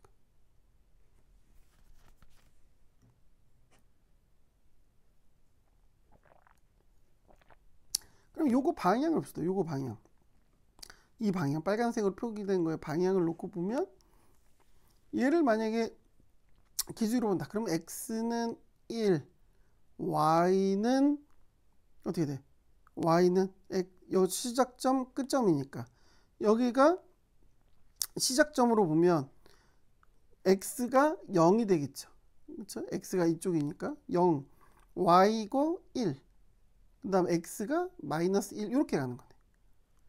이 시작점에서 끝점 갈 때 x부터 가라고 그랬잖아. x로 가면 마이너스 1, y는 1. 그럼 이 방향은 어떻게 돼? x는 1바, y는 1, z는 안 갔으니까 0 이렇게 되는 거네. 이 방향은 놓고 보면 1바, 0, 1 이렇게 될 거고 이 방향은 0, 1, 1바 뭐 이렇게 된다. 그렇죠? 그러면 봅시다. 이 면에 대해서 얻을 수 있는 슬립 시스템은 어떻게 돼? 면 아까 지수가 1, 1바, 1바 이렇게 됐었고 거기에 대해서 나타낼 수 있는 방향이 1바, 1, 0, 0, 1, 1바, 1바, 0, 1 이렇게 되겠지. 1바, 1바, 1바, 1바, 1바, 1바. 그러면 슬립 시스템은 하나, 둘, 세 개. 면과 방향의 조합으로 보면 일단 세 개의 슬립 시스템이 존재하는 거야. 맞죠? 세 개의 슬립 시스템이 존재하게 되는 거지. 면과 방향의 조합. 근데 문제가 있어요. 뭐야?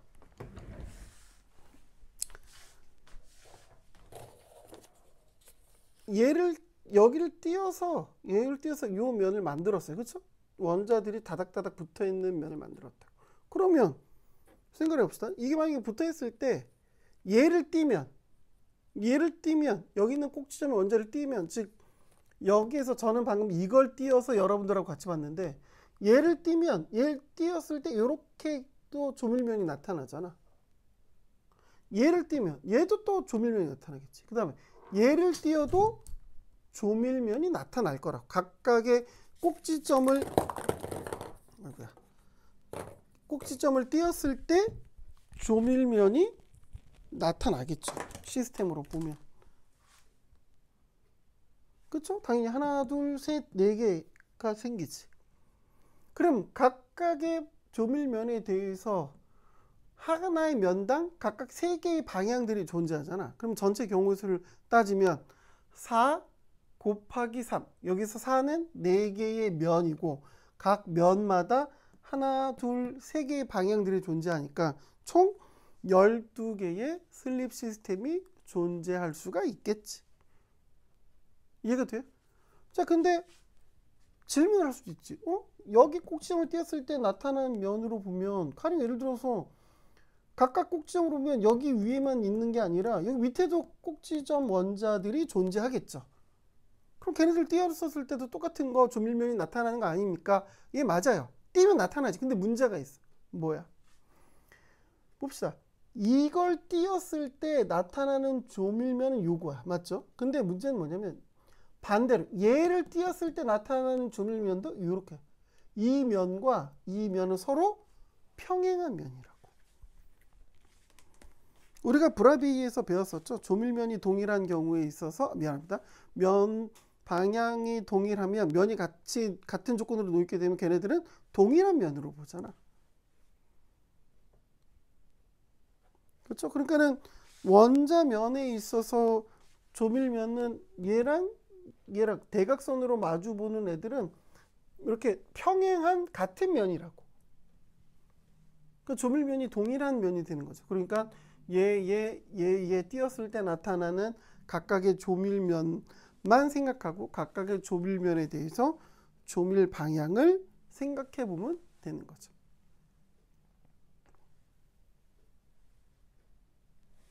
자, 그걸 정리하면 이렇게 돼. 지금 우리는 뭘 봤어요? FCC를 봤다고. FCC에는 면에 대해서 조밀면으로 나타날 수 있는 조건,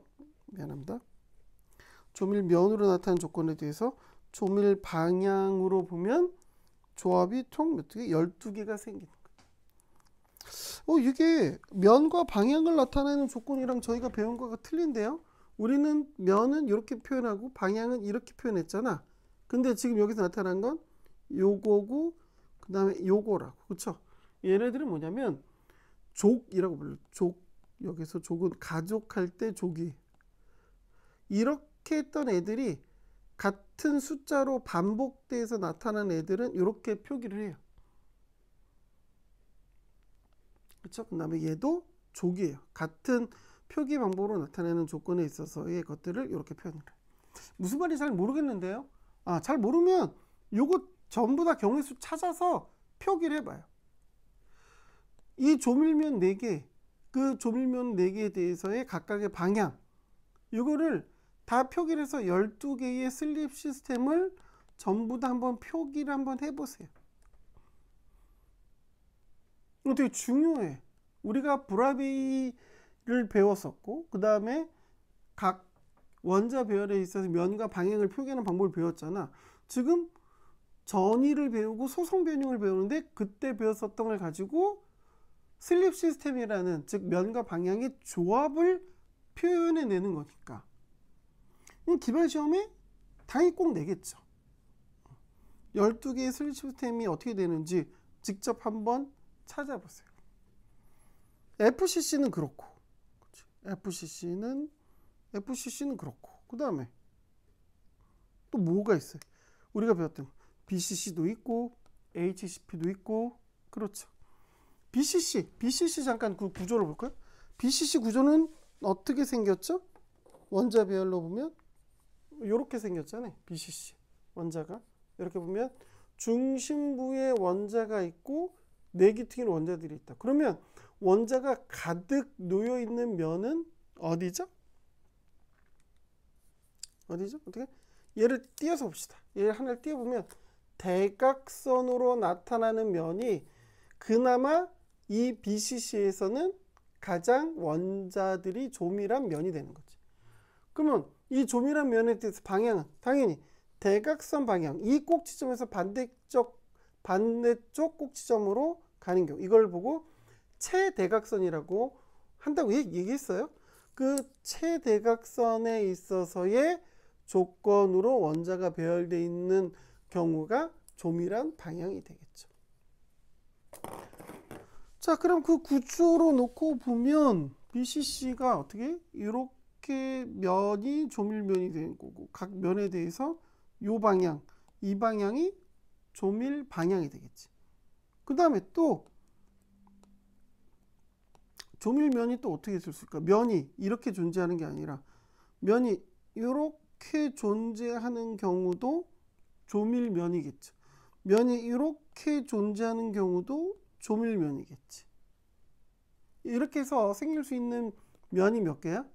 면이 6개.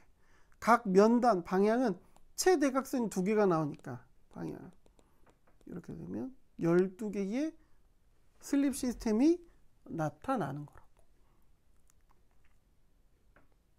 HCP는 더 쉽죠? 왜?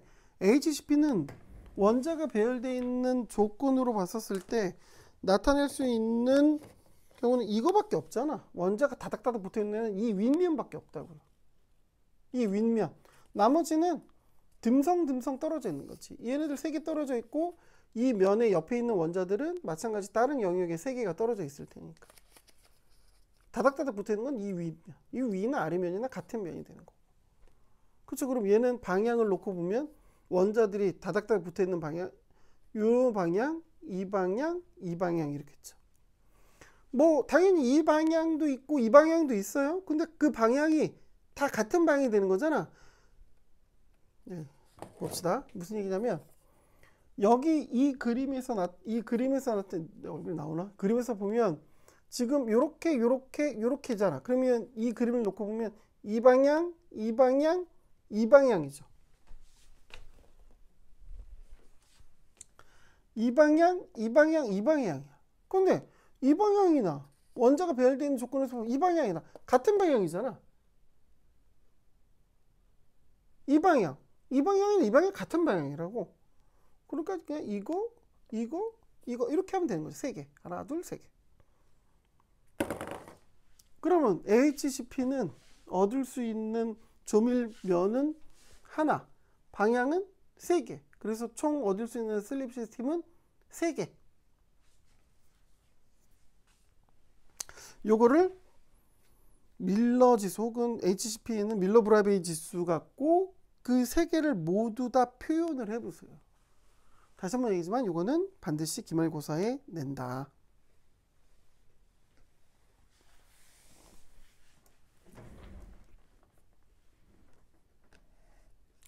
자, 얘네들을 봤을 때 조건으로 놓고 보면 슬립 시스템을 알겠어. 근데 그게 뭔데? 그것 때문에 우리가 금속이라는 걸 이해하는 데 있어서 어떤 차이가 나타나는데? 어떤 차이가 나타나?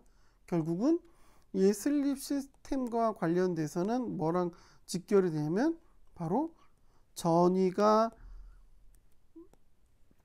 가장 의미 있는 거는 결국은 뭐라고 했죠? 소송 변형이라고 했죠. 소송 변형. 전위가 잘 움직여. 전위가 움직일 수 있게끔 하는데 에너지가 많이 필요하지 않아. 그럼 어떻게 소송 변형이 잘 일어나는 거라고. 소송 변형이 잘 일어나는. 소송 변형이 잘 일어난다. 쉽게 우리가 모양을 바꿀 수 있다. 이 의미라고. 그럼 봐봅시다. BCC는 슬립 시스템이 12개야. FCC도 슬립 시스템이 똑같이 12개야. HCP는 슬립 시스템이 3개야. 그럼 3개랑 12개랑 비교했었을 때 어떻게 해? 이 슬립 시스템이 3개 있는 애들은 소송 변형이 잘 안 일어나. 모양을 바꿀 수가 없어. 모양을 바꿀 수가 없다는 뜻은 뭐예요? 우리가 제품을 하는데 원하는 모양을 만들어내기가 어렵다는 뜻이라고. 그런 애들 중에는 뭐 있냐? 마그네슘, 타이타늄, 징크 이런 금속들이 있어. 여러분들이 그나마 좀 볼 수 있는 건 마그네슘. 얘는 뭐에 많이 사용돼요? 혹시 LG 노트북 있는 분들은 그치? LG 노트북 겉 껍데기 이게 마그네슘 판재를 이용해서 하는 거라고. 타이타늄. 이 타이타늄도 들어본 사람들이 있을 텐데 어쨌든 얘네들의 공통점이 뭐냐면 모양을 잘 바꾸기 어려워. 이런 봉이 있다. 봉을 잡고 내가 힘을 줘서 이렇게 접고 싶어. 그게 내가 만들고 싶은 모양이야. 얘네들은 안 접혀. 대신에 어떻게? 부러져 버려. 이 2개, 슬립 시스템이 12개 있는 애들, 아까 3개 있는 애들은 그렇고 이 12개 있는 애들은 결국은 뭐야? 내가 봉을 만들었을 때 힘을 줘서 반으로 접는다. 그럼 잘 접힌다라는 거지. 3개짜리보다. 그리고 슬립 시스템의 개수가 똑같이 12개, 12개이긴 하지만 이쪽 FCC인 원자들에 있어서는 어떻게? 똑같이 슬립 시스템이 12개지만 비교했었을 때 얘네들이 훨씬 더 소송 변형이 쉬워요. 소송 변형이 똑같은 12개의 슬립 시스템을 갖고 있다 하더라도 얘네들이 쉬워. 알루미늄, 구리, 은, 금 여러분들 주변에서 이런 얘네들이 잘 쉽게 휘는 거는 얼마든지 경험할 수 있잖아요. 그쵸? 얘네들이 잘 이렇게 모양이 쉽게 변할 수 있는 것 우리가 힘을 줘서 얘네들의 모양을 쉽게 바꿀 수 있어요. 소송 변형을 쉽게 일어나게 수 있는 건 뭐야? 슬립 시스템이 더 많기 때문이라. 물론 BCC랑 개수가 같은데 얘네들은 왜 더 잘 돼? 면에 대해서 방향이 BCC보다 하나 더 많잖아. 우리가 힘을 줬을 때 움직이게 할 수 있는 방향이 더 많기 때문에 얘네들이 소송 변형이 위에 있는 것보다는 좀 더 쉬워요. 실제로 이런 이유 때문에 우리가 금속을 공부를 하는 거. 왜 이 금속은 잘 휘어지고 왜 이 금속은 휘어지지 않고 부러지지? 그런 것들을 설명을 할 수 있는 거라고. 자, 오늘 수업은 좀 길어졌는데 자, 앞쪽에서 얘기했었던 결함 부분에 있어서 키워드랑 놓고 봅시다. 점은 합금, 선은 소송 변형, 면은 결정 입계에 있어서의 관찰. 그 중에서 선결함인 전이는 소송 변형하고 바로 직접적으로 관련이 된다는 거. 이건 바로 뭐랑 연결돼? 슬립 시스템이 연결돼. 슬립 시스템에 있어서의 전체 경우의 수는 결국은 우리가 주변에서 보는 금속들이 나타내는 성질들을 설명할 수 있는 방법이기도 하다라는 거. 다시 한번 얘기하지만 여기에서 이 슬립 시스템에서 얘기하는 12개, 3개에 대한 면과 방향에 있어서 조합을 다 꼭 해보세요. 직접 그리고 해봐. 연습한다고 생각을 하고. 중요합니다. 중요한 내용입니다. 왜? 소송 변형에 있어서 각 금속이 나타나는 특징들을 설명할 수 있는 방법이기 때문이에요. 자, 오늘 수업이 조금 길어졌네요. 강의 듣느라고 고생 많이 하셨고, 조만간 보강 강의도 업로드 하도록 하겠습니다. 자, 다음 주에 뵙겠습니다. 수고하셨습니다.